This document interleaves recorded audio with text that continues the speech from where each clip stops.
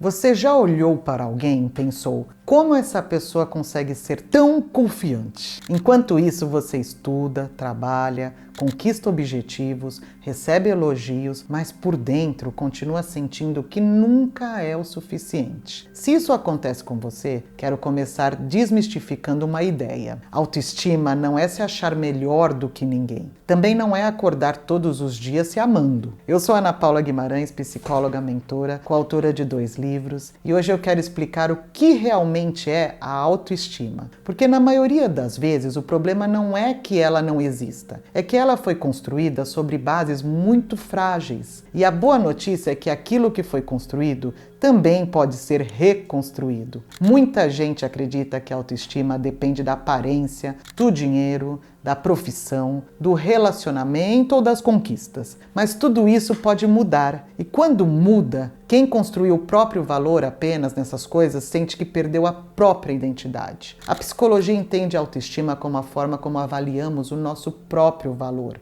O psicólogo Morris Rosenberg, um dos maiores pesquisadores sobre autoestima, mostrou que pessoas com autoestima saudável enfrentam melhor os desafios, estabelecem relacionamentos mais equilibrados e conseguem lidar com as críticas sem perder completamente a confiança em si mesmas. Perceba, ele não disse que essas pessoas nunca sofrem ou nunca erram. A diferença está na forma como interpretam os próprios erros. Imagine uma casa. Se ela foi construída sobre uma fundação sólida, uma tempestade pode até danificar o telhado, mas a estrutura permanece. Agora imagine uma casa construída sobre areia. Qualquer vento parece suficiente para derrubá-la. Com a autoestima acontece exatamente isso. Quando o seu valor depende exclusivamente da aprovação dos outros, qualquer crítica parece um terremoto. A confiança diz, eu consigo fazer. A autoestima diz, mesmo quando eu falho, eu continuo tendo meu valor. E como a autoestima é construída? Se a autoestima não nasce pronta, como é que ela se forma, Ana? A resposta começa na infância. Os primeiros olhares que recebemos ajudam a construir o olhar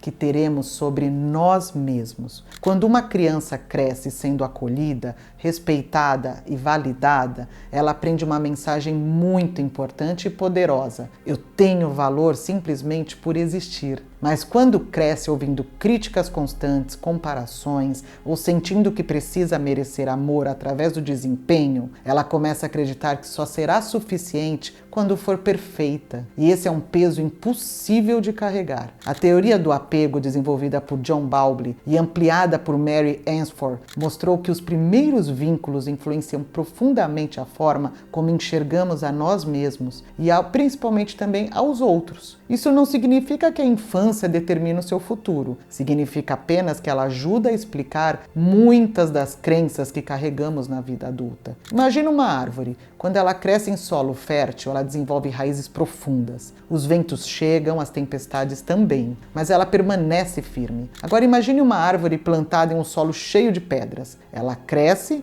mas precisa gastar muito mais energia para permanecer em pé. Algumas pessoas passam a vida adulta reconstruindo raízes que nunca tiveram oportunidade de desenvolver na infância. E isso é possível. E qual é o maior inimigo da autoestima? Muita gente acredita que o maior inimigo da autoestima é a crítica, mas hoje eu diria que é a comparação. Nunca tivemos tanto acesso à vida dos outros. Nas redes sociais parece que todo mundo é mais bonito, mais feliz, mais bem-sucedido e muito mais confiante. Mas existe um detalhe importante. Você está comparando os bastidores da sua vida com a vitrine da vida das outras pessoas. Pesquisas publicadas pela American Psychological Association mostram que o uso excessivo das redes sociais, principalmente quando baseado em comparação social, está associado ao aumento da ansiedade, insatisfação corporal e redução da autoestima. Imagine um quebra-cabeça. Cada peça possui um formato único. Agora imagine uma peça tentando ocupar o lugar da outra. Ela nunca vai conseguir. E não porque seja defeituosa,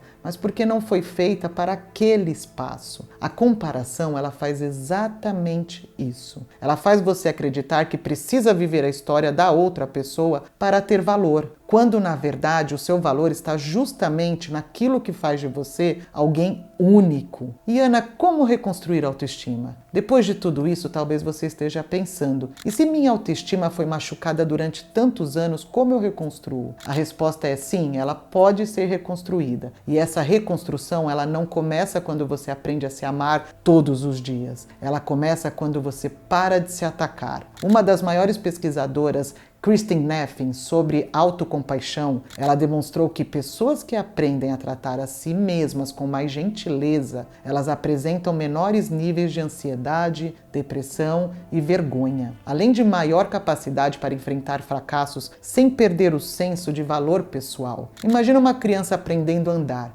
Ela cai, ela levanta, ela cai novamente. Agora imagine um adulto gritando com ela cada queda. Você nunca vai conseguir. Olha como você é incompetente. Quanto tempo você demoraria para desistir? Agora pense em você. Como você conversa consigo mesma quando erra? Porque a voz que mais influencia a sua autoestima é justamente aquela que ninguém além de você consegue ouvir. Reconstruir a autoestima também significa rever os ambientes onde você permanece. Existem pessoas que fortalecem a nossa confiança e existem pessoas que passam anos enfraquecendo aquilo que temos de melhor. Enquanto você continuar buscando validação em pessoas que nunca aprenderam a validar você, a sensação de insuficiência continuará voltando. A verdadeira mudança acontece quando você entende que o seu valor não depende da aprovação de ninguém. Ele existe antes dela e permanece mesmo quando ela não acontece. Quero terminar deixando uma reflexão para vocês. Talvez você tenha passado anos acreditando que precisava fazer mais, produzir mais, agradar mais, ser melhor, para finalmente sentir